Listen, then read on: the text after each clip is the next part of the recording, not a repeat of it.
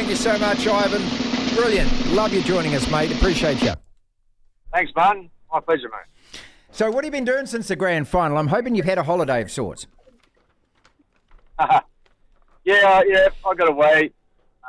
Went overseas for a couple of weeks and just a few other bits and pieces, but I'm chilly back into it now, but doing pretty good. What is there left more for you to achieve with this Penrith side? Oh, hopefully another premiership. sort of, it's just each year rolls around and we just look to try and, do the very best we can. And obviously, it's having had some success. Now we obviously set the bar pretty high, so we'd love to win it again. But we've just got to go back to the drawing board each season, and we'll do the same again this year. Once you've had the taste of winning and success, it's a pretty nice feeling. So it's very motivating to try and get there again. Is that? Would you consider that to be the sole motivator or your biggest motivator, getting wins and keeping on winning? That's certainly a big part of it. We like to be a source of pride for our community out here in Penrith, so that's one of the real drivers. So once you have success, it sort of it puts the expectations in the bar, raises the bar quite high. So that's always something where we're keen to keep our fans and our community happy and enjoying their footy and feeling proud about being from Penrith. So that's probably the biggest driver that we have. Is that Penrith side of yours one of the greatest ever? Because statistically, it has to be. Yeah, I guess. Yeah, I guess what we've achieved, three premierships in succession, no one's ever done it in the modern era. The last time it happened was back in the 80s. Then life was a little bit different. So, I look at the end of the day, it's for someone else to decide, and it'll be an argument that will go around in circles probably. But we're proud of what we've achieved, particularly over the last few years, and just looking forward to just continuing the journey. Really, that's there's no sort of end point. It's not the way we look at it, really. And we keep developing players, and there's always new players, and each season's got different circumstances, and obviously winning is fun, so hopefully we can keep doing it. Which of the three wins is the most satisfying? Have you thought about that? Yeah, I can't really have a definitive answer there. They're all different. They're all felt as good as each other. So it's I can't really say one's better than the other, but like anything in life, I suppose the most recent one was more in your memory. So the way this year's one was decided in the grand final was just it was pretty amazing. So, but if I really think about it and try and go back to the emotions and memories I had for the others, they're all just as good. Ivan, you said after the grand final that was the deepest hole that you have been in a coach in a while. And when they were leading and there's 18 minutes left and they had 16 points, did you honestly think that your team was coming back in that go? Not at that moment, no. At that stage it was a bit of an avalanche from the Broncos. So, my thoughts at the time were just trying to work out how we were going to try and stop that. The only thing that was really giving me hope was the amount of time on the clock. So, and also, I've got a lot of faith in our team, but it wasn't looking great, that's for sure. So,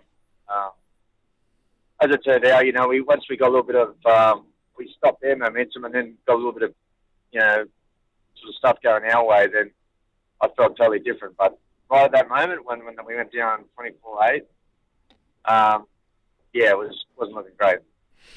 So you're sitting up in the box, and there are other coaches like Ricky Stewart who love being on the sideline. At times like that, do you wish you were on the sideline? Because how can you control anything at all from the box? What do you actually do? Pretty much sit up there with my feet up, mate. Not too much. Look, that's part of I guess part of coaching and like the way I see it is you do most of your work during the week and throughout the season, and seasons on top of other seasons where we have a way we like to do things, and then you sort of empower the players to go out there and do it. Obviously I send messages through the trainers also, but most of the time, we've had enough. The good thing about having success is you get to have everyone gets to have trust in the system and how we do things, and so it's more just little reminders here and there, or just changes of tactics potentially on the run, or making changes through substitution. So, but at that point, you're sending down messages like if you get a try scored against you once the game's stopped. But most of the time, once our trainer gets out there, our captains are pretty much saying the same thing anyway. So that's pretty much how it works. Ivan Cleary is with us on the platform. The performance from Nathan, I mean, you've witnessed some amazing things from him. Is that the best that you have seen, the way that he took control in that last 18 minutes?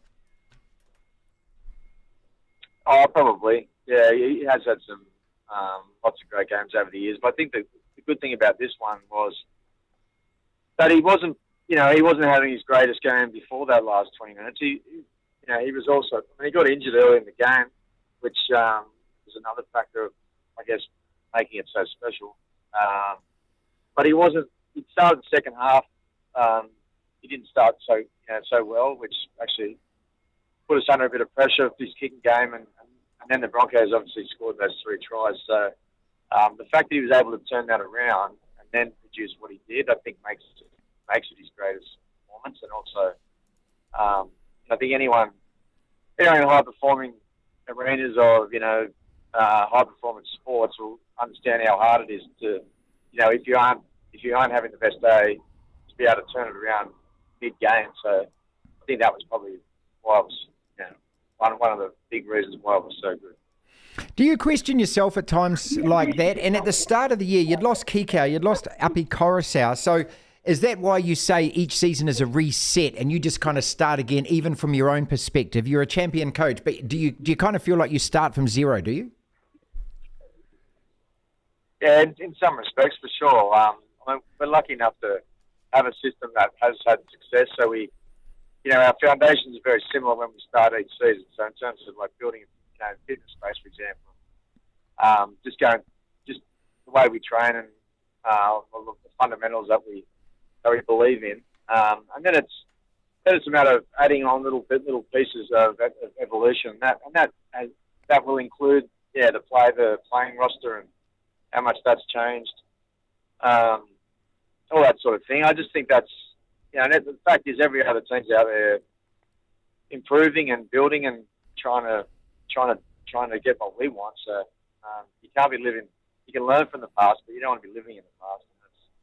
And that's sort of how we face things.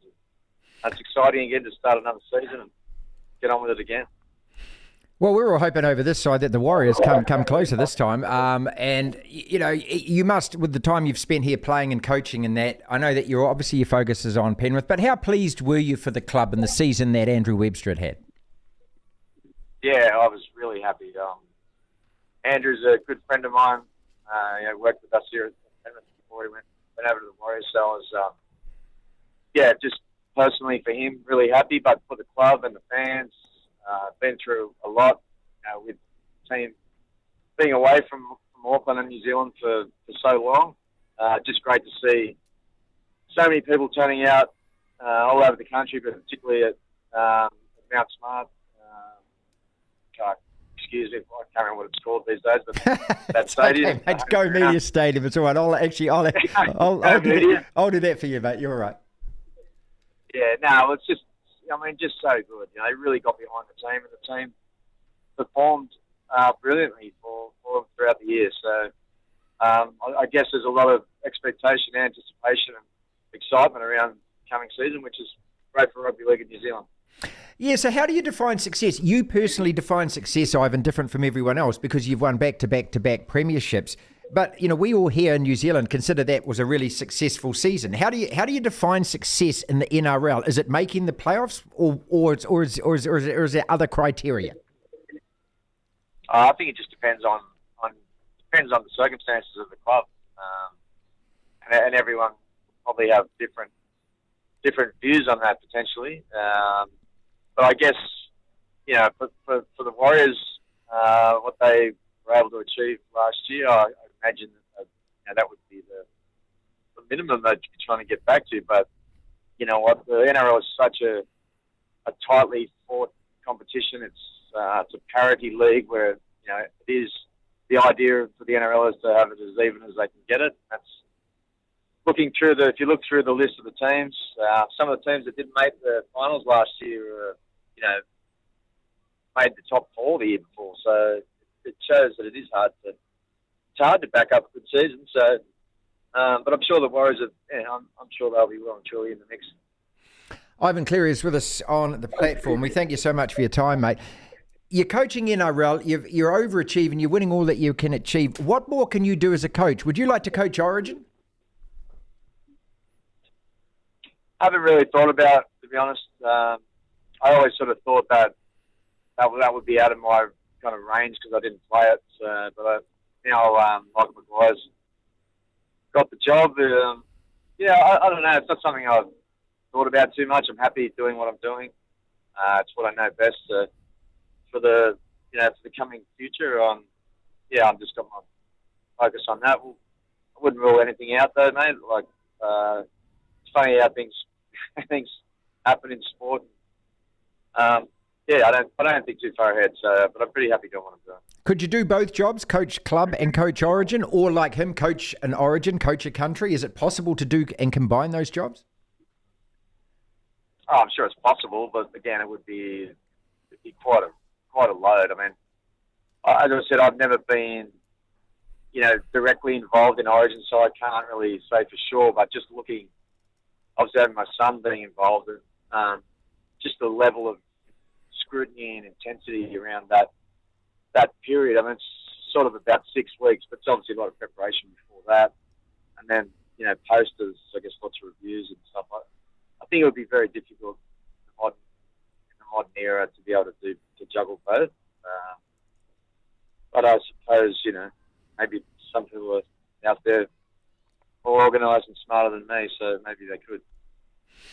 Ivan, how do you keep yourself so grounded? And you seem to be without ego, and I'm sure that there are times in private and that you absolutely love the fact of what you've achieved, all of that kind of stuff. But how do you keep so normal? And you seem like the same person that I spoke to years ago, which is lovely. But how do you do that?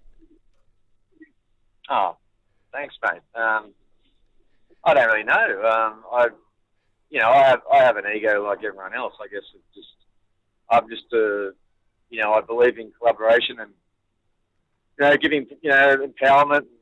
And at the end of the day, coaching rugby league is a passion, but it's a job. And it's not my identity. It's not who I am. It's something I do. So I guess that's how I look at it. Other than that, I'm not too sure, mate. I just live my life how I think I should, and just do my best and make mistakes and get up and go again like everyone else, I guess.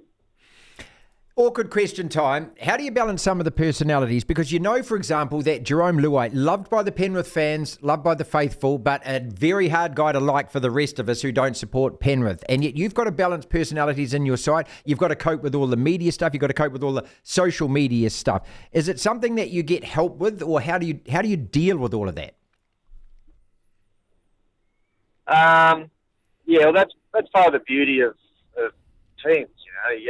You have different personalities, and as long as everyone's, all going in the same direction, fighting for the same cause, living the same values, then it's actually a strength to have different personalities. Jerome, for example, he's our version of the villain. So yeah, it's kind of cool to have people like that because we love him, and he sort of feeds off all that energy. The other way around as well. It's just part of the job, mate. Like having a group of friends. They're all different. And the way they all come together makes it a bit more interesting. So suppose that's what I look at it. In terms of the media, and it can be it can be challenging at times, but the media also drive our game and drive interest, and you're never going to be 100% happy with it all the time. But that's just life. So that's how it is. That post-final interview that you did on Breakfast TV was absolutely brilliant. How much of that can you remember, and have you gone back and looked at the footage? Yeah. No, I haven't really looked at it. I remember a bit of it. It was just one of those moments where I was floating on cloud nine, Yep. and yes, it happened. I think people thought they didn't realise I actually had a personality. So there you go. Oh, that's the greatest thing. I mean, you don't have to be like Craig Bellamy. You don't have to be like Ricky Stewart. Are there times that you just would love to throw a wobbly like that? Yeah, I think so. I mean, look, I guess you can let your guard down sometimes. That was just one of those moments. And, everyone seemed to like it, so I hope it didn't offend anyone. No, it didn't offend anyone, mate. It's just real is what it is. And I think that's, as people have been listening to this, I mean, that's obviously part of what you do. I mean, it's obviously much more fun, isn't it, when you're winning? But you said right at the beginning, then you get that actual pressure of wanting to win. And does it almost feel like having to win again and again? A little bit. I mean, expectation is something that, as you go along, you can't say you're ever used to it, and it sort of grows and grows, and your margin of error gets a little bit smaller. And I suppose, we're definitely feeling a little bit like that. But at the end of the day, I think that's a good thing. That's a good problem to have. You'd rather be having that expectation of winning, and rather than trying to climb out of the bottom four, for example. So, I mean, you can't get too concerned with it. Got to have high standards, and that's what we'll try and live up to each day. And if we do that often enough, then the wins should come. So that's how we look at it anyway. Two quick questions. I'll let you go, and thank you so much for your time again, Ivan. Absolutely brilliant, mate. So, do you have to reinvent the wheel again next year when you start again with your side, and when do you start again?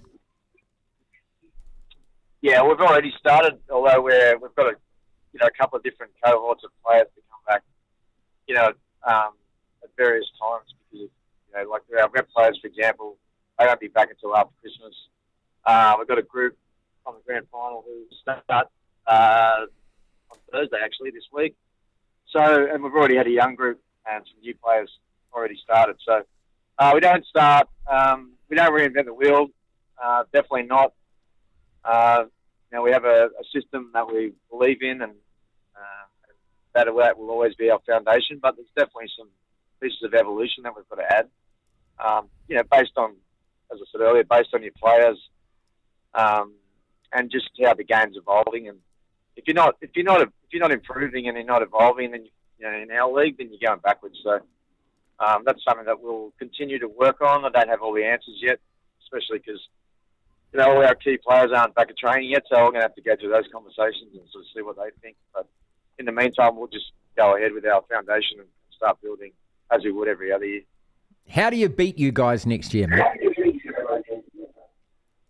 I'm not going to tell you that, mate. No way. No, mate, we're like, it's just like it. Everyone's beatable. Any given day. In our league, as I said, I think anyone can beat anyone. So I'm just worrying about trying to beat everyone else. So I'm not thinking about that one. And as far as Ivan Cleary at home goes, you still have to do the duties. You're still doing rubbish. You're still doing lawns. You're still actually, when you get home, you're just a dad, all that stuff. Absolutely. Yeah. I like doing all that stuff. And certainly my kids have never shown any interest in trying to help me mow the lawns or anything. It's a worldwide problem, mate. Yeah. Exactly. Yeah.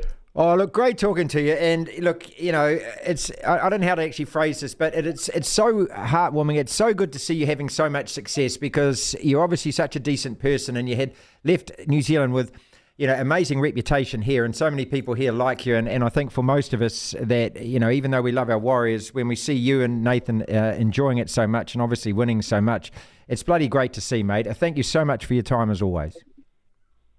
Oh, thanks, mate. That really means a lot to me. I love New Zealand. I had a great time there and always enjoy coming back. So great to see the Warriors doing well too. So thanks, man. I really appreciate it. Devlin. You better believe it! The platform.